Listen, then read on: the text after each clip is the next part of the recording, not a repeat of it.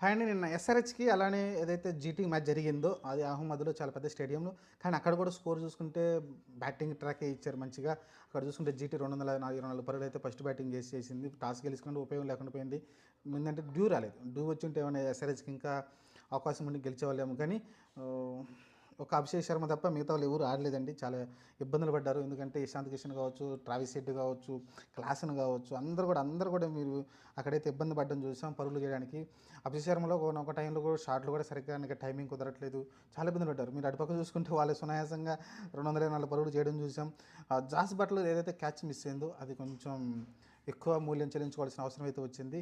Cummins ఇంకొంచెం effect పెట్టి దాన్ని క్యాచ్ తీసుకోవాల్సింది.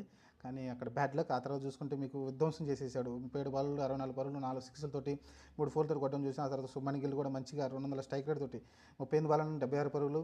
అసలు మనం ఒకనొక టైం చూస్తే 250 టార్గెట్ ఇస్తారేమో అనిపించింది. కానీ మిడిల్ ఓవర్స్లో మంచిగా అయితే కట్టడి చేశారు బౌలర్స్ అప్పటికి. అయినా మళ్ళీ లాస్ట్లో అయితే మళ్ళీ పరుగులు అయితే రావడం చూసాం మనం ఓవరాల్గా. సరే ఏదేమైనప్పటికైతే ఎస్ఆర్హెచ్ అయితే అండి ఈ సీజన్ చాలా బ్యాడ్ టైం నడిచింది. 300 పార్ అనేది అయితే అనుకుంటున్నాము. అది కల్లాగా మిగిలిపోయేలా ఉంది. ఇంకా మ్యాచ్లు ఉన్నాయి. ఇంకా 4 మ్యాచ్లు అయితే ఉన్నాయి.